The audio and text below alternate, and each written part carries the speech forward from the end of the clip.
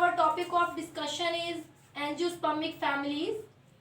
Angiospermic families को detail में पढ़ने से पहले हम उन डिफरेंट टर्म्स को पढ़ेंगे जो हम फैमिलीज में मोस्टली यूज करते हैं, लेकिन उनको पढ़ने से पहले हम फ्लावर का स्ट्रक्चर देखेंगे, क्योंकि फ्लावर का जो स्ट्रक्चर है वो रिलेटेड होता है एंजियोस्पर्मिक फैमिलीज को डिस्क्राइब करने के लिए।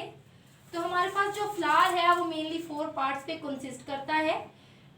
First part is first whorl of sepal, जिसको हम कलेक्टिवली बोलते हैं कैलिक्स।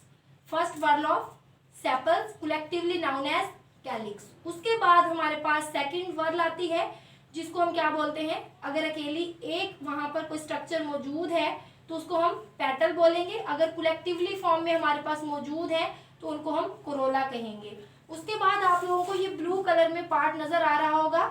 ये ब्लू कलर में जो पार्ट है ये मेल रिप्रोडक्टिव पार्ट है, इसको हम कलेक्टिवली एंड्रोशियम बोलते हैं, और अगर हमारे पास ये सिंगल मौजूद हो तो इसको स्टेमन कहा जाता है।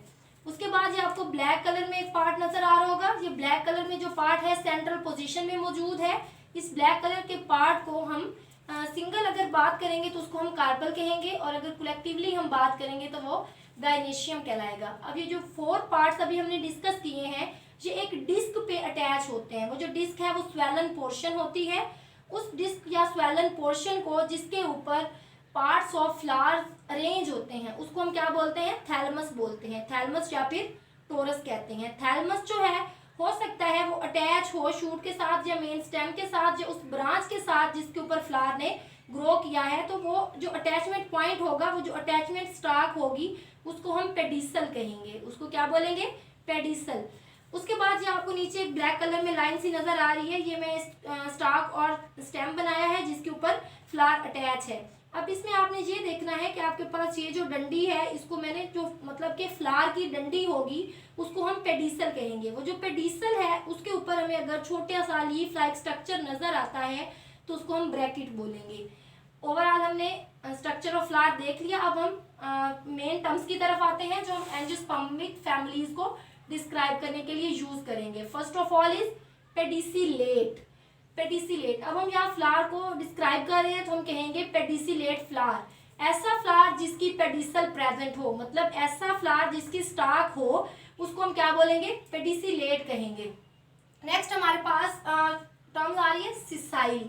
अगर हमारे पास डायरेक्टली अटैचमेंट के लिए पेडिसल मौजूद ना हो तो उसको हम फ्लावर को बोलेंगे सिसाइल। मीन कि अगर फ्लावर जो है वो डायरेक्टली अटैच है स्टाक या फिर स्टेम के साथ तो उसको हम क्या बोलेंगे, सिसाइल फ्लावर बोलेंगे। नेक्स्ट वर्ड दिया हुआ है ब्रैकेट। What is bracket? अभी मैंने आपको बताया कि हमारे पास वो पेडिसल जो फूल की या फ्लावर की डंडी है, फ्लावर की स्टाक है, उसके ऊपर हमें लीफ नजर आता है in the axil of flower. जहां से फ्लावर ओरिजिनेट करेगा वहां पर हमें क्या नजर आएगा, एक लीफ लाइक स्ट्रक्चर नजर आएगा, उसको हम ब्रैकेट कहेंगे। नेक्स्ट आपके पास जो टर्म है bracteate. If bracket is present, अगर पेडिसल के ऊपर ब्रैकेट मौजूद है तो उसको हम क्या बोलेंगे, ब्रैक्टिएट फ्लावर बोलेंगे। ई ब्रैक्टिएट।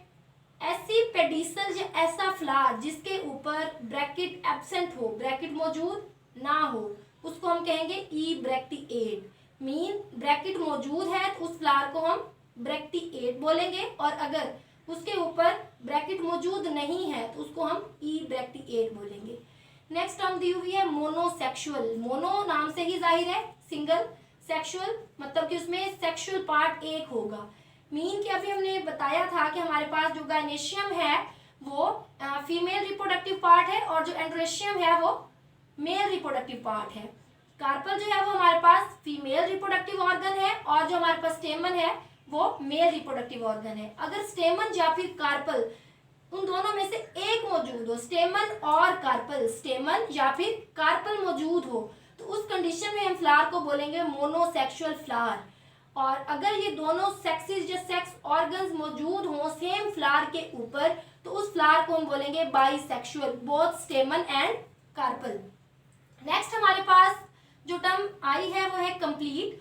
अगर हमारे पास प्लांट के ऊपर कैलिक्स और करोला मतलब कि सेपल और पेटल्स कलेक्टिवली मौजूद हैं तो उसको हम क्या बोलेंगे, कंप्लीट फ्लावर बोलेंगे।